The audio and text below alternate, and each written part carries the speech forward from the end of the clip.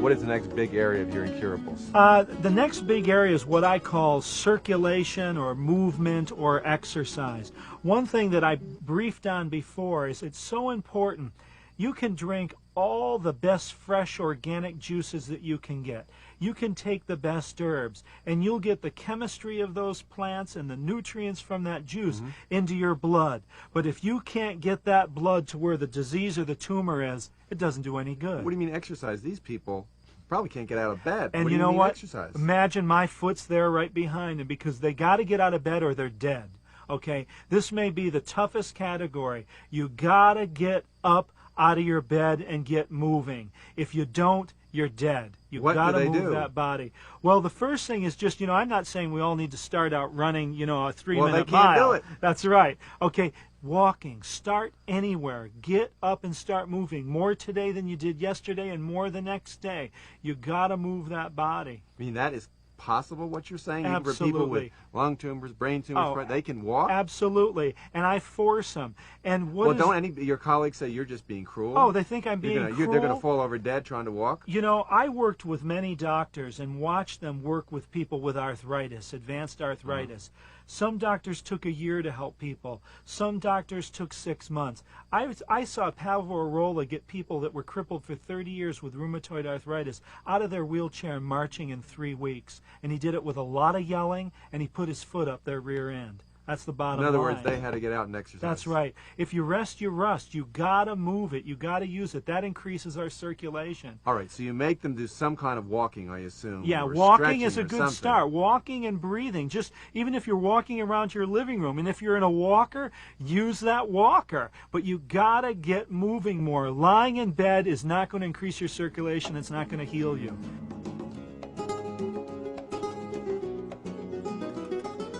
Anything else on circulation? Definitely. I'm a great fan of hot and cold therapy. Later we'll talk about Dr. Christopher's cold sheet treatment, but I use hot and cold showers. If you go through history, you'll find that some of the greatest health centers in the world used hot and cold therapy. And even today, when you go to England and you go to a hydrotherapy clinic, they held me up against a wall last year and put a cold hose up and down my spine. You can go to Montage-les-Bains in France on the border of Luxembourg. You can go to Baden-Baden in Germany. But isn't that just for people who are tired and want to relax? No, we're talking sick people. That's right. Here. You know what it does? It moves blood. It's unbelievable. Let me tell you a quick story. I live at the beach in California, and I was driving down the beach. I saw the commotion. I saw the lifeguards. There was a girl on the ground, and she was in horrible pain. She was screaming. They had already called the county helicopter in to evac her out because the traffic's so bad at the beach, an ambulance can't go anywhere. I walked up. I talked to her for a second. I ran over to the grocery store.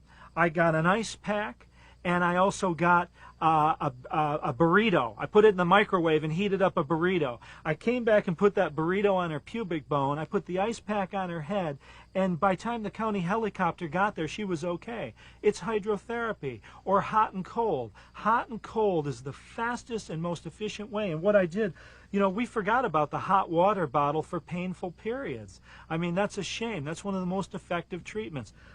When you apply hot to the skin, you see the blood come right to the surface. Of course. And when you apply cold, the skin goes white and the blood's driven deep. If you want to stimulate blood flow to an area, you apply hot and cold and alternate it, and it's dramatic. Better than anything else I know. Better than herbs, better than body work. It's dramatic. How do they do it? Okay. You climb in a shower? We'll is it use hot? breast is it cold? cancer as an example, or any area of your body that is hurting, an arthritic joint, whatever it is. The best thing is if you have a wand in your shower. All right, let's say it's breast cancer. Yeah, you take that wand, and when you make a shower, you're turning on both hot and cold water. Right. So now that you've mixed your shower, now reach over, and you're only going to have your hand on the hot, and you turn that hot up a little more to where it's as hot as you can stand it. All right. Once it's as hot as you can stand it, then turn that hot off all the way, and now you just got full straight cold on that area. How much do you alternate? How many 15 seconds, let it go cold, turn it back up and do hot 15 seconds, cold 15 seconds, and do 7 hots and 7 colds, so 14 individual changes. And you do that on the area twice a day.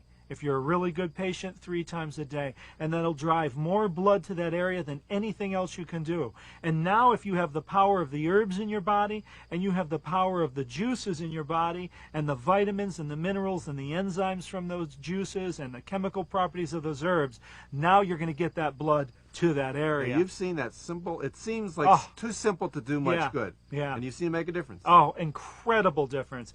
It's the most powerful tool that I know of that I put in the Incurables program. Richard, how does a person do whole body showers, hot and cold? Well, you know, that's one of the best ways, but it's a bit dramatic, and so I just want to warn everybody, you got to be brave and hang in there. But the best way to do this shower is just what I said, but do it for the whole body. Not only the part of your body that you have the disease or the tumor or whatever, but for the entire body. Just stand there, get that nice hot shower going, crank it up even hotter to where it's very hot, and then turn it all the way off. What is it like? Doesn't that really get people? I've never done anything. Well, the first thing that you notice is you have almost an involuntary breathing that takes place. You're just like, okay, but hey, there's nothing wrong with breathing. More oxygen. We're always trying to figure out how to get more oxygen into the body. It contracts the diaphragm. Now, if you're a very, very sick person and maybe have asthma or something, easy on that. You know, take it to cool first. But for the average person, if you want, you know, to stimulate that blood flow, hot and cold, and do it over the whole body, and then you might do an additional treatment of the hot and cold on the localized area where you have the problem. But it's one of the greatest ways to stimulate the circulation.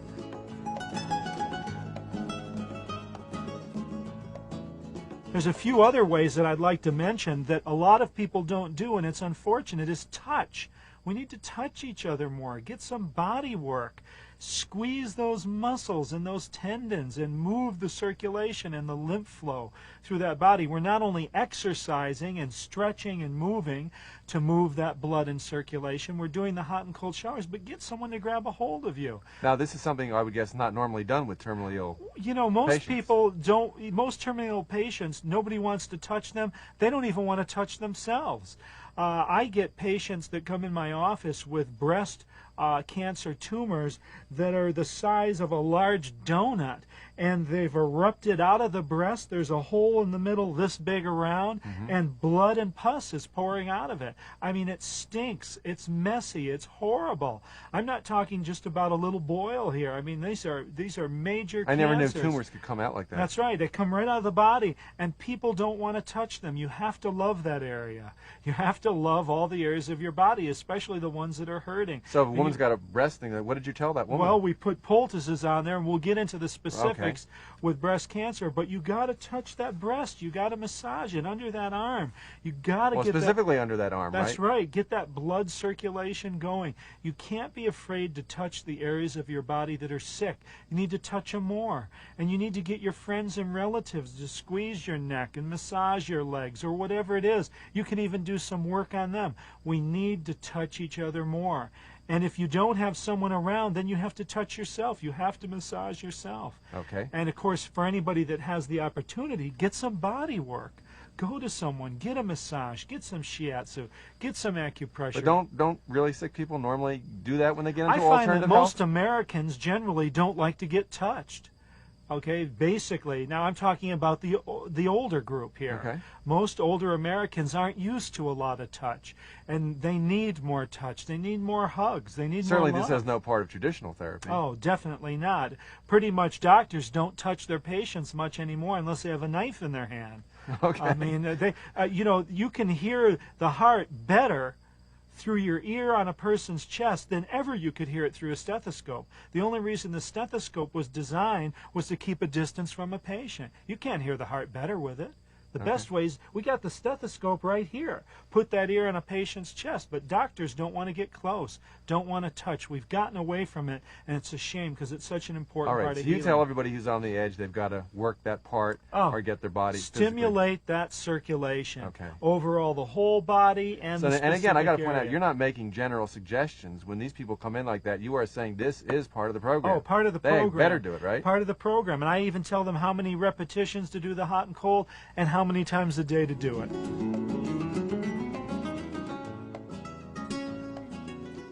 The last category I'd like to bring up is the emotions. It's such an important part of healing. medicine likes to divide physical therapy and psychotherapy, but the Right. bottom line is this is all one unit, and we can't separate it. The French did that with the guillotine, and the body doesn't work well afterwards. Okay. The bottom line is the body, mind are one unit, and you cannot have a physical disease without having an emotional dysfunction that goes along with it. Well, what is typical that you see?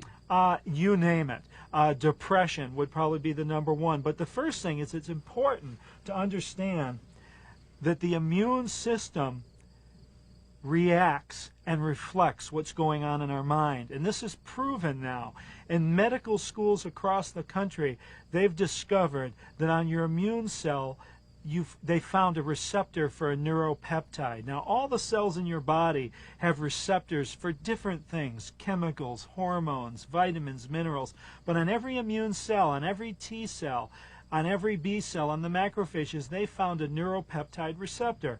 Now, a neuropeptide is the chemical that you create in your brain every time you have a thought. If you think I'm in love, that feeling that you get over your whole body, that's a neuropeptide. If you feel, oh, what a wonderful day, that's a neuropeptide. If you feel I hate you, that tingling, that acid when you're mad and you're angry, that's a neuropeptide.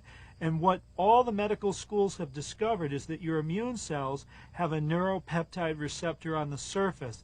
Therefore, it's been deduced that your immune system is listening and reacting to your emotional dialogue. Now, this is proven science out of medical school that's now. the science, and down at the practical level, what do you do to make that patient better? Okay, if you're not thinking great thoughts and loving thoughts and healing thoughts, But that's pretty hard when you're sick. yeah, you have to start learning how to do it. Okay, it takes practice. Nobody, it's estimated that everybody that has cancer in the prior 2 years to their cancer surfacing had some type of depression or emotional problem that they couldn't deal with or process. Okay. And it just ate away at their immune system. People admit that to you? Absolutely, and ate away at them. And sometimes at first people say, oh, no, I don't have any problems. Give me 10, 15 minutes with them in my office, and we come up with a bigger list than would fill this piece of paper here. People have emotional problems, and if they don't, I tell them to go home and think about it, and they always come up with them. So the bottom line is we know that negative emotions will cause cancer, will destroy our immune system, will depress our immune system. Therefore, positive emotions will stimulate our immune system. Echinacea on its own isn't as powerful as echinacea with loving, healing thoughts. So it's very important that people on the Incurables program, Dr. Christopher, he used to wake up every day, walk over to the window and go, "It's great to be alive." Okay, what is that doing for your immune system when you do it? I felt tingles all over my body right now when I did that. Okay, that's an immune stimulation. Or like, oh gosh, life is horrible, and I never should have got cancer. I oh don't gosh, deserve it. why me, and hating everybody and being jealous and possessive, and all the negative emotions cause disease, positive emotions heal. And this is all part of taking responsibility for yourself. I've never seen a farmer plant corn and get strawberries. Okay, so if you don't like the disease that you've created, you can heal it. Okay, but you've created it. Part of the Incurables program with me is taking responsibility for your health. Okay, this disease wasn't just happen upon you. You did everything necessary for it to surface in your body. What do you do with people who won't follow your advice on these Incurables program? They're sick unto death, but they won't follow it. Generally kick them out. I kick them out. I just won't work with them. And that's a healing process right there, because it makes them think about it. I let them know how important all aspects of this program are in getting well, and how it is an 18-hour-a-day job, and how they do need to take responsibility for themselves. Most people are used to going to a doctor. Doctor, please heal me. I'm an unlucky victim. The Incurables program doesn't work that way. I'm giving people tools. I'm empowering them to heal themselves. I'm not doing the healing. I'm just the educator here. They're healing themselves. And this alone is an immune stimulant. When I see my patients for the first time in their life, they have tools now that they can do. Make juices, change the food program, walk a little more, stimulate that circulation. Just by having programs that they can do, that they believe in, that'll get them well, that alone stimulates the immune system. Doctors think that the average American is a stupid moron. You know, why bother to talk to them? They didn't go to medical school. Just give them a pill and just listen to me. In fact, if you back a doctor far enough into the corner with your dialogue, they'll go, look, I'm the doctor. I went to school. Do you know what I'm saying? That's the typical response. I'm empowering people. I want them to be the doctor. They're the ones that have to heal themselves. And if they can't do it, they're dead. Because I'm not going to do it, and the doctors have already given up.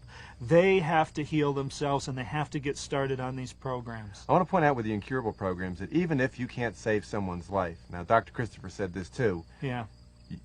You told me you've taken people who were in a wretched condition, but they died physically without pain and without sores and wounds. Absolutely. And it happened very quickly. Absolutely.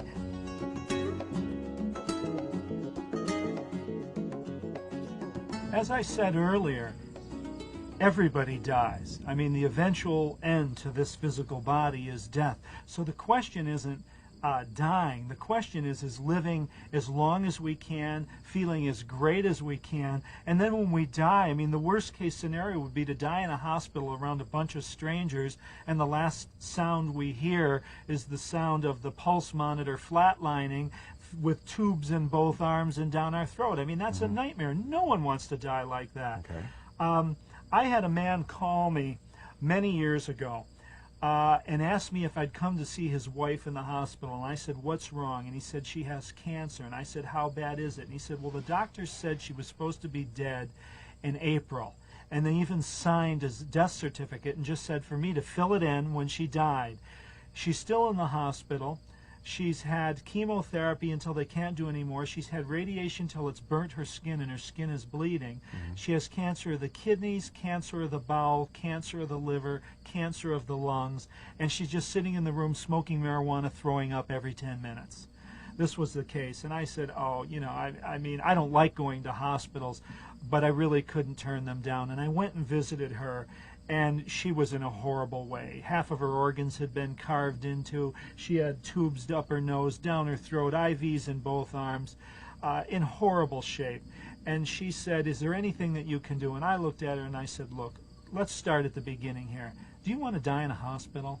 And she said, no. I said, where do you want to go? And she goes, I want to go home. I said, that's it, right now. We're out of here. And I called the ambulance service and we took her home. That's the first start. We unplugged all the plugs. The doctor said she was going to be dead months ago. And we started working. We did everything, the full program we'll talk about later. I had her husband skin brushing her and massaging her with the 3-oil massage, Dr. Christopher's 3-oil massage. Within a couple weeks, that skin that was bleeding alligator hide was soft, supple skin again. Her hair, where she had gone bald from the chemical treatments, had grown back. As the fall came, she was feeling better. Before the holidays, she was up on her feet and eating foods with no nausea. Christmas came, and she celebrated Christmas with all her friends and family. And New Year's came, and they had a big party. And midway through January, the husband called me and said, I think she's dead. And I went to the house, and she was dead. And I was a little nervous. This was many years ago. And I thought the family and relatives were going to be mad. And they came in and they cried and wept, and I cried and wept, and they thanked me. And they said, you don't know how important it was for her to die at home after the holidays with her friends and loved ones, with her skin, with her hair back, not vomiting, with no tubes in her arms and up her nose. And that's dying with dignity. You know, that's the worst case scenario on this program. If nothing else, your symptoms will probably subside, the pain will go away, you'll feel great, and you still might succumb to your illness, but we're all going to die. It's not a question, again, of dying. It's dying but feeling well.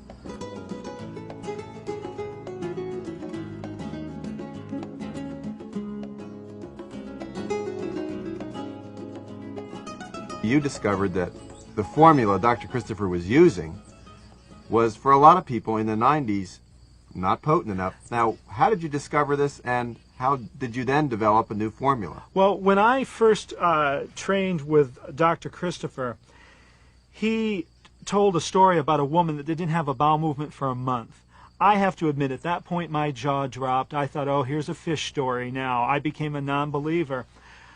But it was shortly after then that a woman came to me, a model, in fact, because I work mainly in Southern California, so a lot of my patients are in the entertainment industry. And a model came to see me, very thin, very slim, had one bowel movement a month with her period, and my jaw dropped again. Since then, I've seen hundreds of people that have only had one bowel movement a month. In fact, the record breaker is a woman that came to me, and in 1993 only had 5 bowel movements. You're kidding. No, 5 bowel movements in 1 year. It must have been big ones. It was shocking. My jaw dropped again. I usually try to keep a pretty good poker face with my patients, but that one was too much. So we have extreme constipation. You know, in LA, Los Angeles has one of the largest school districts in the world. And in the LA City Health Book that's given to high school students, it says it's normal to have about one bowel movement every 3 to 5 days. That's what we're teaching our children. Now, you told me you discovered this new formula by working on animals. Tell us about that. Well, many of my patients have horses, and one of my patients called me, had a very sick horse, and I said, I don't know anything about horses, and she says, the veterinarian's here, he says the horse is dead, will you please come? She was crying. So I went there, and the horse was lying down in the stall. It was almost unconscious, and the vet said, it's so far gone, we're not even going to transport it to the hospital for surgery. It's just going to die.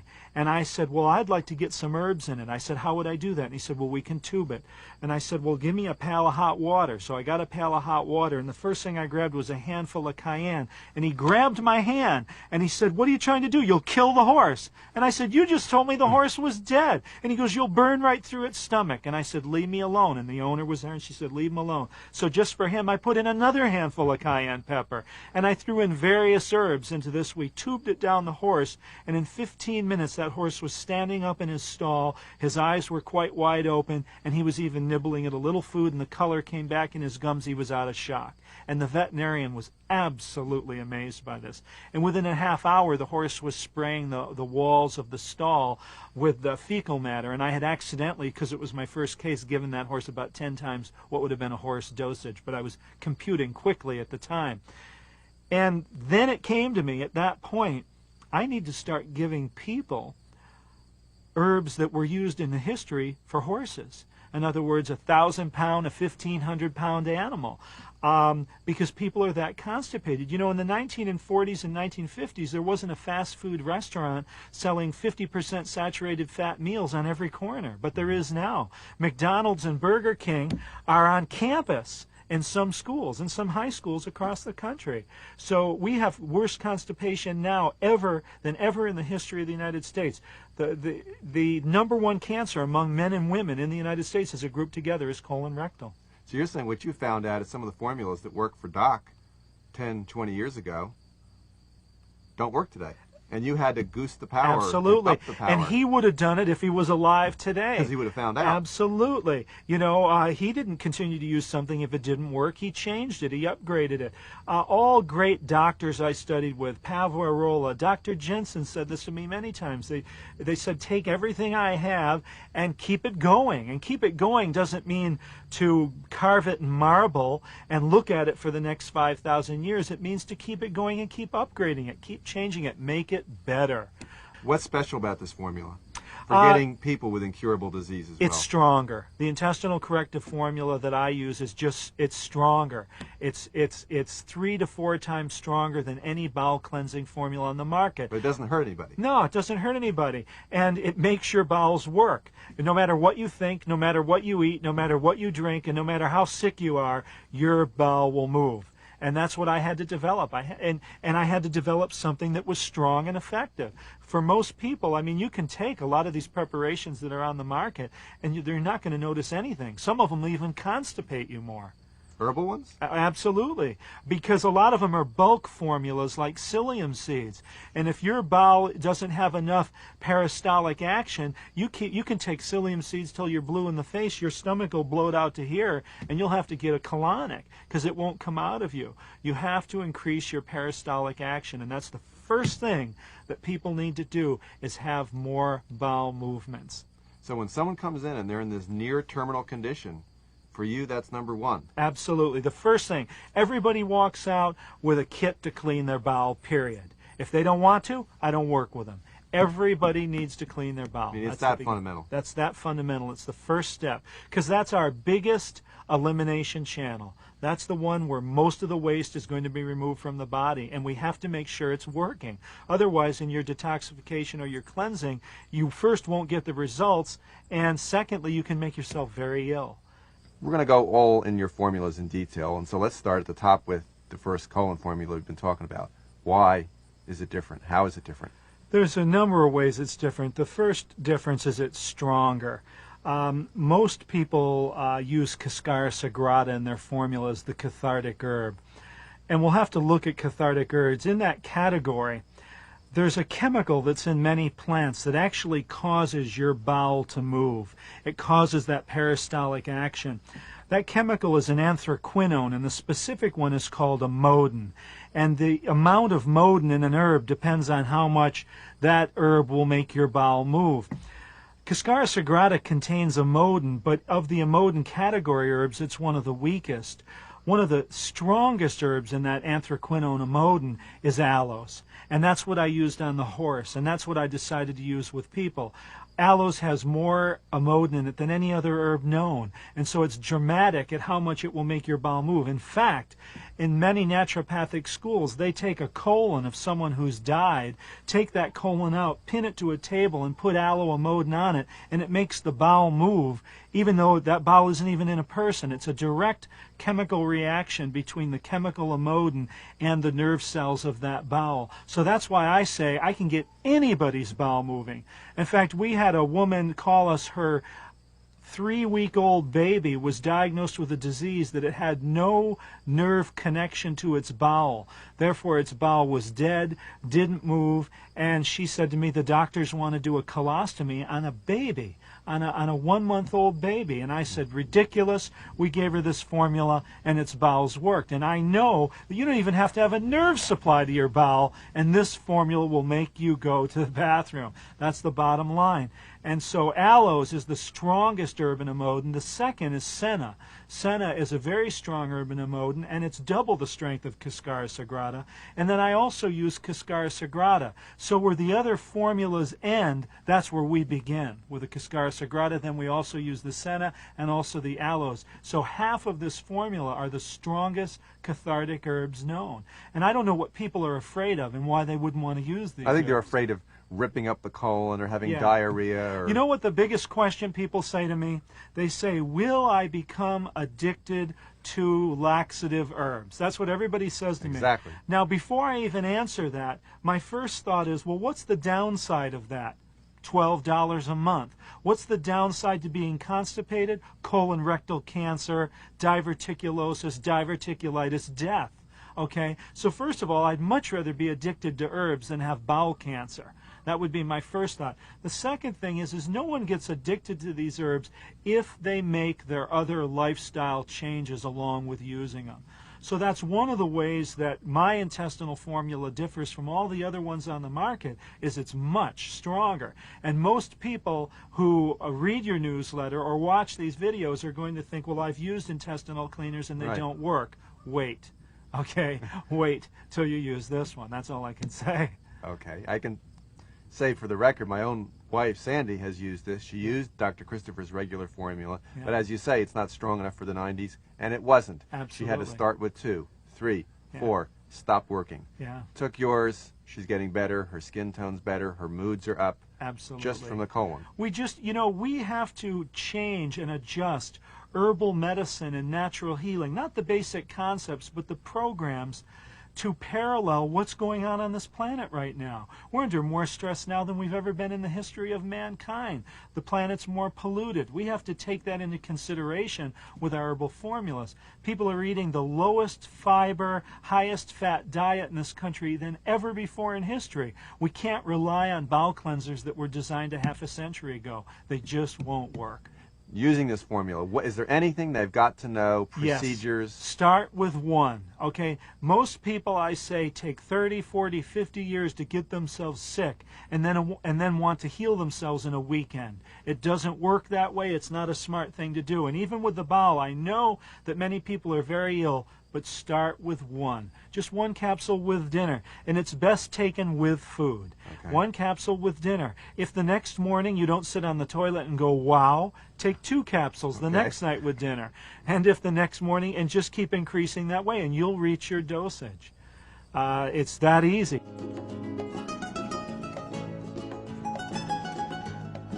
I have a formula I call intestinal corrective formula number 2, which is a different type of bowel cleanser. The formula number 1 is similar to many bowel cleansers on the market. It's designed to increase that peristalsis to get the fecal matter out of your body. That's the bottom line here, is we're trying to get it out. But the formula number 2 is designed to detox your bowel, absorb poisons. And this is very important. Intestinal corrective formula 2 contains bentonite clay. Bentonite clay will absorb 40 times its weight in fecal matter. So it's like putting a clay mask on the face. It pulls out toxins and poisons. I have fruit pectin in it, and fruit pectin pulls out heavy metals, mercury, lead. In fact, they used fruit pectin in Chernobyl after the nuclear accident to get the radiation out of people's bowels. So fruit pectin is wonderful for cleaning out toxic metals that you may have been poisoned with. I have charcoal in the formula, which charcoal is known to take out 3,000 different pharmaceutical drugs. So if you've been taking pharmaceutical drugs, charcoal will get it out of your system. And also look at every water filter made is made out of charcoal, because charcoal is the greatest absorber of man-made and natural pollutants that can hurt you. And so charcoal's in the formula. And with that I add slippery elm, marshmallow, flax seeds, so it's mucilaginous. We're looking at a mucilaginous, softening formula that'll coat your bowel, draw out impurities, including fecal matter, heavy metal. It'll pull the fecal matter right out of a bowel pocket and then get it out of your bowel. And we've called it Herbal Home Colonic because when our patients are done using it, their bowel's cleaner than if they had a series of colonics. You're not kidding. You're exaggerating. No, not at all. A colonic is just a wash. You're just doing a wash. The number 1 will not only get your... The number 1's like going to the gym for your bowel, like you were going and doing a bicep curl. That strengthens this muscle. And you're doing it down here. Yeah, that won't happen with a colonic. But the peristaltic action that's increased will strengthen that bowel muscle. We need to strengthen that muscle now. There's barberry in it for the liver, although we'll get into the liver formula.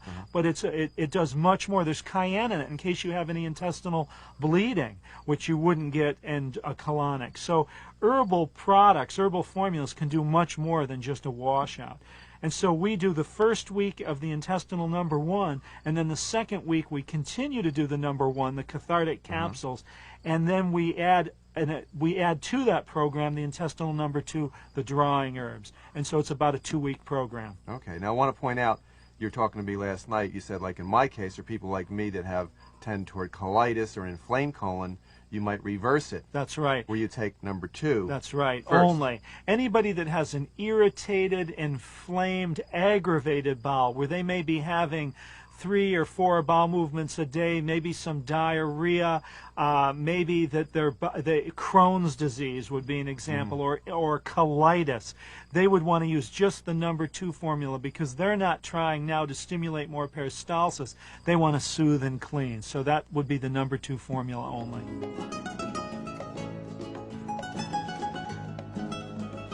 Dr. Christopher had a liver formula. How was yours different? Well, we have an addition of a few different herbs, and basically nowadays it's important just to use the best quality herbs that you can get. One of the classic liver herbs today is milk thistle. Milk thistle is world famous now.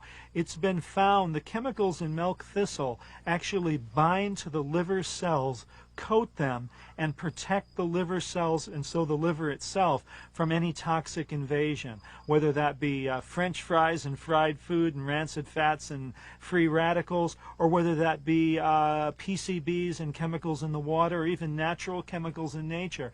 It's a shield for your liver. It's amazing what it does.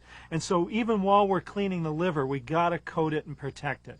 That's the first step. Protect it while you're cleaning. Absolutely, immediately. But is that milk thistle that people can get in the stores, is that as good as what ought to be for critically ill people? No, you know, really isn't. No, and unfortunately, nothing that we get in the stores is of a quality that I'd want to use myself or give to one of my relatives or my patients if they were ill. And it's unfortunate, but most of the products that are available on the retail market are just horrible. At best, poor. And we just need to find products that are better, stronger, made from clean herbs. I mean, imagine, we're talking about a liver formula now. Most of the liver formulas on the market today that you'd find in a health food store are made from herbs from third world countries that are probably sprayed with toxins there and probably again sprayed when they come in. And now we're going to give DDT-laden, irradiated barberry to someone for their liver? I mean, it doesn't make any sense. Doesn't. You know, why would we want to use anything but organic herbs or wild-crafted herbs? So what do you do like with milk thistle that's different? Well, basically add it in the formula. A lot of people don't have milk thistle in their formula. I mean, where do you get better milk thistle? The organic growers. There are numerous organic growers in the United States now. The organic herb business is exploding, and the consumer has to demand organic and wild-crafted herbs. Organic means that basically they're grown organically in a controlled environment on a farm. Wild-crafted means that herbalists have gone out into the fields right here and found herbs and picked them. I only buy also from wild-crafters who don't rape the land and eliminate a whole crop of something, and then they sell that. And so those are the two best ways that you can, the two best types of herbs that you can use. I would never use herbs that have poisons on them. How do we use this liver formula if we got a terminally ill patient to deal with? This formula and most of my other formulas are liquid extracts. I only use one capsulated formula, which is the intestinal #1, and that one doesn't have to be absorbed. It just has to touch your bowel. Liquid extracts are better. They're stronger, they're more concentrated, they get into your bloodstream faster. Unfortunately, most of the herbs used today are used in the form of dry powdered herbs in a capsule. It's very difficult to digest, absorb, and assimilate the chemicals out of an herb like that. It's almost like eating sawdust, because many of these herbs are very hard. They're the roots, they're the barks, they're the berries, they're the nuts. These are very hard parts of plants, and just by swallowing powdered herbs doesn't mean you're going to absorb them. It's kind of like iron. You can take a capsule of iron filings, which is similar to your iron minerals, but that doesn't mean that you're going to assimilate it. It's going in your stomach, and then it's just going right out, too. Well, when you work with Dr. Christopher and he was curing people who were bedridden, was he throwing a lot of capsules in them? Sometimes he used capsules, but he used a lot of herbal teas and ointments and fomentations and poultices, and he also used a lot of tinctures, herbal extracts. Okay, so how much of this do we take? It's a liquid. The liver gallbladder formula comes with another formula called the detox tea, and I also want everyone to do the liver flush with it.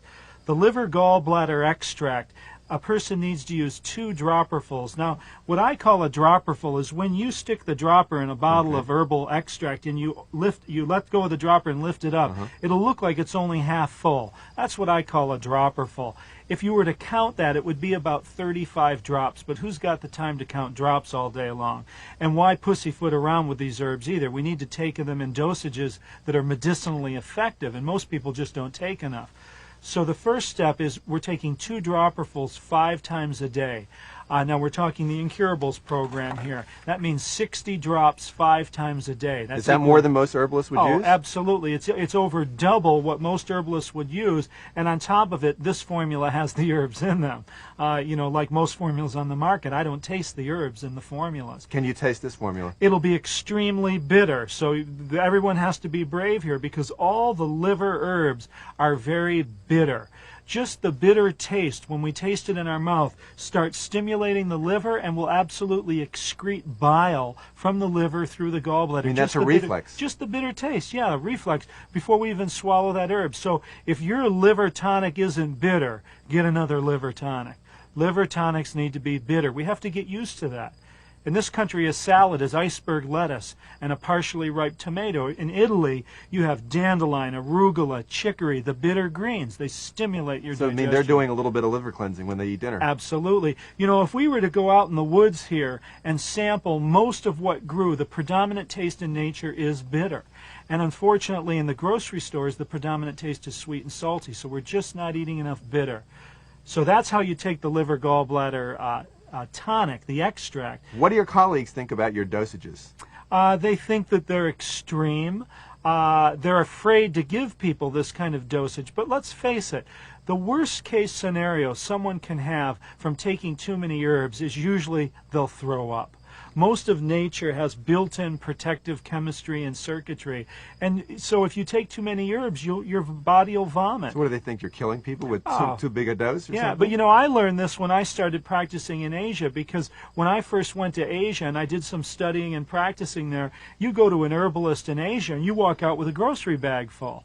In this country, someone's going, well, 1 or 2 drops. This is the classic. A patient will come in to see me who is drinking a 6-pack of beer a night, a pot of coffee in the morning, couple packs of cigarettes during the day, thinking negative thoughts, never exercising, and saying, but could 2 cups of peppermint tea hurt me? Do you know what I'm saying? This is what is typical in this country. We have to wake up. If we don't fix ourselves using natural methods, we're going to go to the hospital and we're going to have brain surgery, heart surgery. They're going to saw us in half, or they're going to poison us with chemicals, or they're going to burn us with radiation. Okay, this second tea now. Yes. Tell us about that and how do we use it? This is the detox tea that's part of this liver gallbladder program. Everybody needs to know how to do a liver flush, and we have newsletter on the liver flush, and it's in the book. People need to know how to do that liver flush, and once you do that liver flush, 15 to 30 minutes later, you need to drink a couple cups of this detox tea. It's a digestive stimulant. It pushes the liver flush through the system. It also has liver cleansers. It's also a diuretic, so it's a full flush for the body. And if you don't drink it after the liver flush could make you feel a little queasy or upset your stomach. That's right, because you got a belly full of not only the liver flush, but now the liver's activated. It's purging bile, old cholesterol, stones, and who knows what out of your gallbladder into your duodenum, the lowest part of your stomach, and that can make you feel sick. So this tea is a digestive stimulant. It'll make your digestive system flow. You'll have no queasiness, no nausea. And it also is a liver cleanser and a diuretic. It makes you pee more. That's what a diuretic is. So it's also a body flush at the same time. Okay, there's something real important about this tea that you brought out last night. In the instructions, you say to soak it overnight. I ignored them. My wife didn't, but I did when I read it. I thought, well, that's not worth the trouble. Yeah. And then I was making some barberry tea for the liver, and you told me I was doing it all wrong. I thought you could just bring the water up to a boil, throw the herbs in, and turn it off. Yeah. But that's not right. No. What do you got to know on that? The 2 types of ways to make a tea are called an infusion and a decoction. And an infusion is what we standard, the way we normally think of making a tea. You take some leaves or some flowers or whatever, you put it in a cup, you pour boiling water over it. That's an infusion, and that's the best type of tea to make for the softer parts of a plant, the flowers, the leaves, generally the flowers and the leaves. The reason is it doesn't take much heat to extract the chemicals out of that part of the plant. But when we're talking roots, I mean, some of these herb roots, when they're dried, are so hard that you can break the blades on a coffee grinder when you put them in. So we're talking very hard parts of plants, roots, barks, tree bark. I mean, imagine it. Berries that are dried. When you're using this type of part of the plant, you need to boil it. You need to bring it up to a boil and simmer it for at least 15 minutes. And it even helps extract the chemicals better if you put it in cold water the night before and let it sit all night in water. So you would tell people, you're critically ill, soak it? Absolutely. Soak it overnight in distilled water, and we got to remember distilled water overnight, and then bring it up to a boil in the morning and simmer it for 15 minutes. And distilled is very important, and the reason is distilled is empty. And it's just a chemical fact that if you make an herbal tea with distilled water, you'll pull much more chemicals and nutrients and enzymes and everything else out of that herb than you will if you use mineral water. Because mineral water is saturated, it's full. Okay. It has very little drawing power, so you get much more of the medicinal aspects of plants if you make your herbal teas and even herbal products in general using distilled water.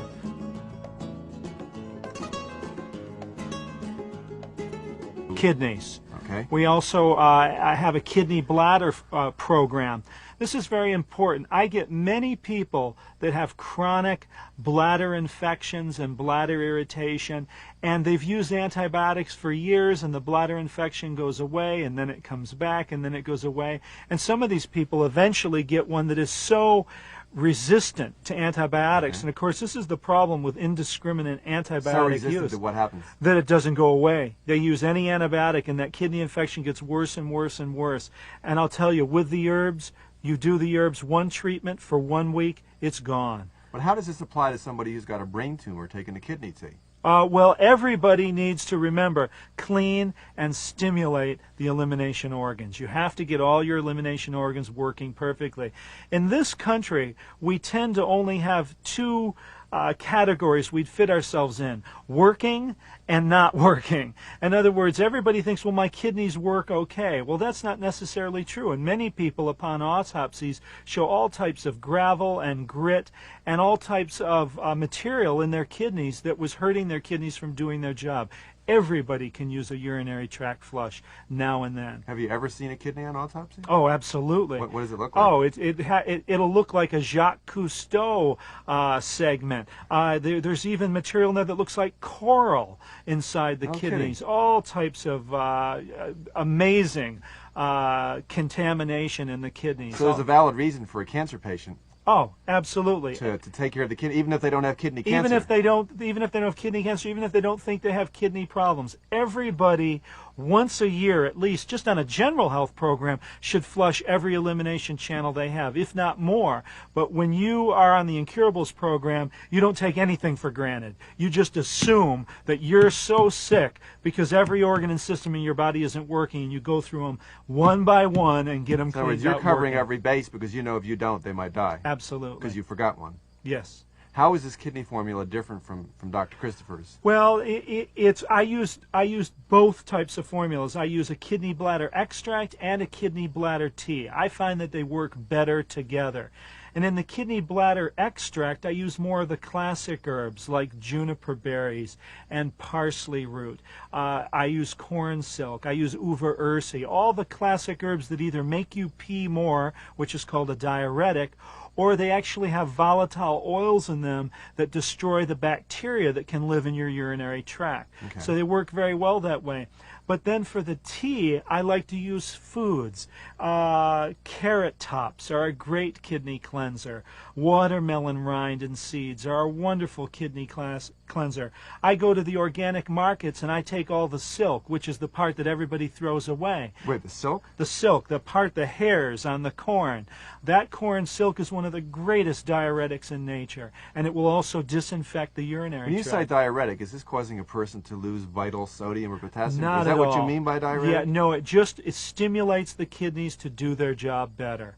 It just makes the kidneys work more. Do these terminal patients, do they ever get bad odors from the kidneys from doing this? Yeah, absolutely. What is it like? Sometimes their pee is so strong, it smells more like their fecal matter. It can be Okay. that bad, absolutely. Do they ever call you and say your formula's making them worse? Absolutely. Sometimes they say that it feels like they are urinating flames, okay, because of the kidding. amount of acids and things that have built up.